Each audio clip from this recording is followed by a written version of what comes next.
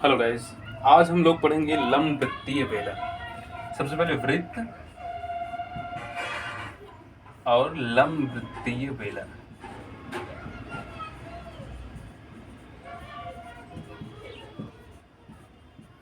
सबसे पहले इन्हें समझेंगे होते क्या हैं। ठीक है, वृत्त सर्किल।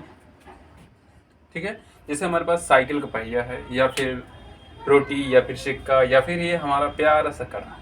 ठीक है, ये भी हमारा एक वृत्त है। ठीक है, अब इस वृत्त में क्या होता है, एक इसकी त्रिज्या हो गई। यहाँ से देखिए, यहाँ से जो इसकी दूरी होगी, यहाँ इसका मान लीजिए सेंटर है। देखिए हम बना रहे हैं, ये इसका एक वृत्त बन गया, इसका सेंटर हो गया।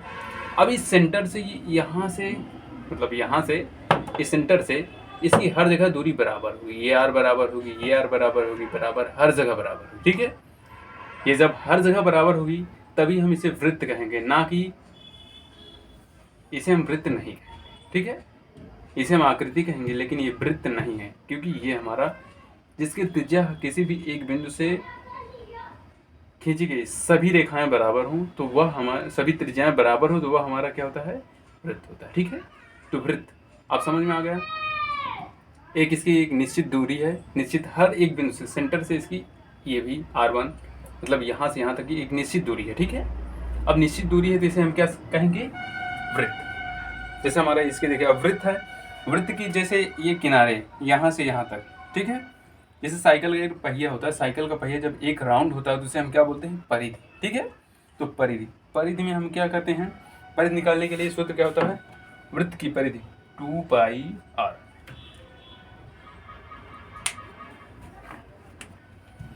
इसमें होता क्या है, त्रिज्या होती है, परिधि होता है, क्षेत्रफल होता है।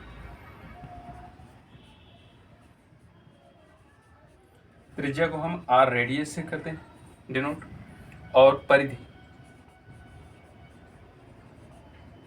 पेरीमीटर। ठीक है, परिधि को हम परिमाप या पेरीमीटर कुछ भी कह सकते हैं, और परिधि को हम क्या बोलते हैं, 2πr।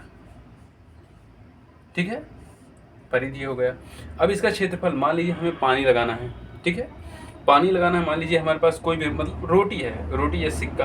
अब रोटी है या सिक्का है तो रोटी या सिक्के में हमें क्या करना है, धातु लगेगी। सिक्का है तो धातु लगेगी, और रोटी है तो उसमें क्या लगेगा, आटा। ठीक है, आटा लगाने के लिए क्या, आटा तो हम क्षेत्रफल में लगाएंगे। तो क्षेत्रफल किसी भी, मतलब क्षेत्रफल ज्ञात करना हो तो उसके लिए क्या करते हैं, वृत्त का क्षेत्रफल, यहाँ वृत्त होगा। ठीक है, यहाँ भी वृत्त का परिधि, वृत्त का परिमाप, और वृत्त का क्षेत्रफल, क्षेत्रफल बराबर क्या होता है, πr²। ठीक है, ये हमारा होता है। अब इसे, इस कॉन्सेप्ट को आप समझ में आए कि नहीं, पहले बताइए। अब देखिए फिर से एक बार समझा रहा हूँ।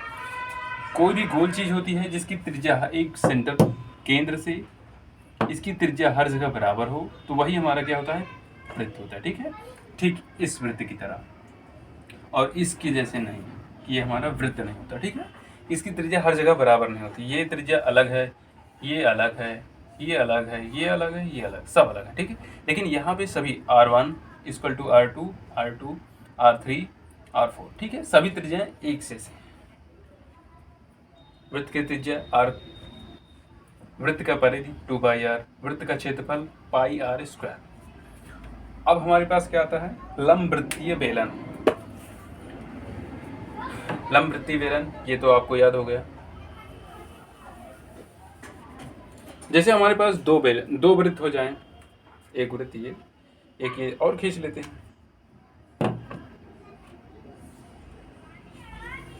ये खींच गया। ठीक है, अब इन दोनों को मिला दिया जाए, थोड़ा टेढ़ा हो गया, उसके लिए कोई दिक्कत नहीं। अब इन दोनों को मिला दिया गया तो इसकी त्रिज्या यहाँ बराबर होगी, यहाँ भी बराबर होगी, यहाँ भी बराबर। ठीक वही त्रिज्या जो इसमें है वही त्रिज्या इसमें भी होगी, क्योंकि अभी हमारा कड़ा एक ही तो है ना। अभी एक ही कड़े से, मतलब एक ही त्रिज्या से, मेरे कहने का मतलब ये है, जब त्रिज्या एक हो तो वहाँ पे इसका क्षेत्रफल जितना होगा उसका क्षेत्रफल भी उतना ही होगा, इसका परिमाप जितना होगा इस वाले वृत्त का उसका परिमाप भी इतना होगा था। और जैसे मान लीजिए हमारे पास इसका क्षेत्रफल ज्ञात आ गया, क्षेत्रफल कुछ πr², अब उसमें यहाँ से यहाँ तक की पूरी ऊंचाई, मान लो यहाँ से यहाँ तक की कुछ ऊंचाई h होगी। अब इसी ऊंचाई को क्या कहेंगे, ऊंचाई कहेंगे। अब इसी ऊंचाई को हम ये वृत्त के क्षेत्रफल में गुणा कर दें। मान लीजिए हमारे पास ये एक आयत है, ठीक है, थोड़ा सा चैप्टर हट के।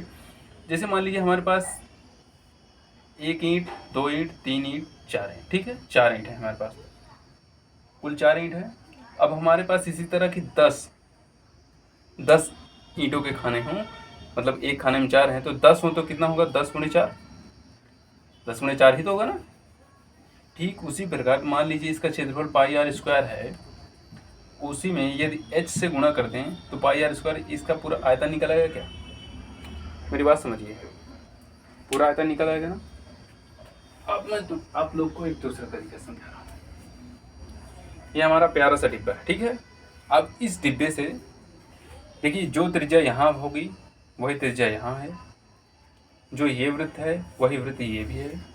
अब ये मत कहिए ऊपर ढक्कन लगा इसका ज़्यादा होगा, हाँ ढक्कन का ज़्यादा होगा, लेकिन जो इसके अंदर यहाँ पे ये त्रिज्या होगी तो ये सेम तो वही होगी ना, ठीक है। अब ठीक उसी तरह अब ये वृत्त है हमारे पास, जिसकी त्रिज्या यहाँ से यहाँ तक होगी वही बराबर होगी उस साइड भी, इसकी त्रिज्या बराबर होगी, इसकी त्रिज्या भी बराबर होगी, इसकी परिधि जितनी होगी ठीक उसकी परिधि भी इतनी होगी, ठीक है, होगी ना। अब मान लीजिए यहाँ से यहाँ तक इसकी कुछ ऊंचाई है h। अब इसका क्षेत्रफल निकाल के इसमें ऊंचाई से गुणा करेंगे तो क्या होगा, हमारा आयतन। अब मान लीजिए इसकी परिधि से परिधि निकाल लिया 2 पाई आर, और ऊंचाई से गुणा कर दिया तो क्या निकल आएगा, वक्र पृष्ठ। और संपूर्ण पृष्ठ के लिए एक वृत्त तो हमारे पास ये होता है, एक वृत्त ही है, 2 वृत्त हो गए, और इसका परिमाप देखिए ये क्या होगा, वक्र पृष्ठ। वक्र पृष्ठ परिमाप में ऊंचाई से मतलब ऊंचाई से गुणा करेंगे, और एक वृत्त का क्षेत्रफल इधर, एक वृत्त का क्षेत्रफल इधर, दोनों वृत्त का क्षेत्रफल उसके बराबर क्या होगा, योग कर देंगे तो क्या होगा हमारा संपूर्ण पृष्ठ। समझ में नहीं आया, ठीक है, कोई बात नहीं, मैं फिर से आप लोग को समझाने की कोशिश करता हूँ, ठीक है।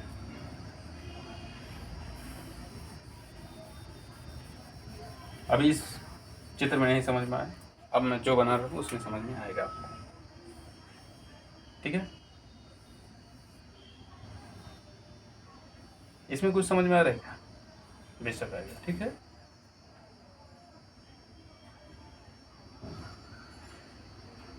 ठीक है, अब समझ में आएगा, ठीक है। यह हमारा क्या बन गया, एक बेलन, ठीक है। इसकी जो त्रिज्या यहाँ होगी वही त्रिज्या आके यहाँ होगी, ठीक है, क्योंकि एक ही वृत्त है, एक ही आकृति है, एक ही आकृति का हमेशा यहाँ पे जो वृत्त रहेगा वो भी वृत्त यहाँ भी होगा। तो ठीक, अब देखिए हमारे पास क्या है, वृत्त की त्रिज्या यहाँ पे आर है, यहाँ भी आर है। अब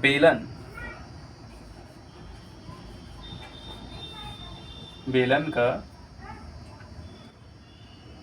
वक्र पृष्ठ,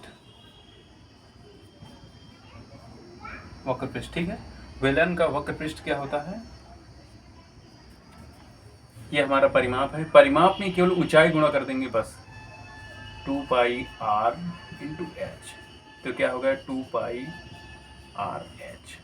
अब आयतन देखिए, हमारा क्षेत्रफल में केवल h से गुणा कर देंगे, वही हमारा क्या आएगा, क्षेत्रफल, पाई आर स्क्वायर एच। हमारे पास पहले क्षेत्रफल ये था, अब इसमें h से गुणा कर देंगे तो क्या होगा, पाई आर स्क्वायर एच, हो गया। अब हम बता रहे हैं संपूर्ण पृष्ठ। संपूर्ण पृष्ठ के लिए हमारे पास क्या एक्स्ट्रा है, एक वृत्त तो ये है, एक वृत्त ये है, हमारे पास केवल 2 वृत्त एक्स्ट्रा हो जाते हैं, ठीक है, क्योंकि परिमाप वक्र पृष्ठ तो निकाल लिया। मान लीजिए हमारे पास किसी भी मतलब ड्रम है, अब ड्रम में हमें पन्नी लगाना है, पन्नी लगाने के लिए क्या वक्र पृष्ठ में ही लगाएंगे, संपूर्ण पृष्ठ में, ठीक है। पेंट करना, हाँ सबसे बढ़िया काम, पेंट करना है तो वक्र पृष्ठ में करेंगे पूरे में, ठीक है, मतलब संपूर्ण पृष्ठ में। तो देखिए सबसे पहले बेलन का वक्र पृष्ठ दिख रहा है कि नहीं दिख रहा है, मैं ऊपर से इसे हटा दूँ, ठीक है। इसमें बेलन का वक्र पृष्ठ प्लस एक वृत्त का क्षेत्रफल ऊपर था, एक वृत्त का क्षेत्रफल, अब इन दोनों वृत्तों को जोड़ देंगे बस। वृत्त का क्षेत्रफल पाई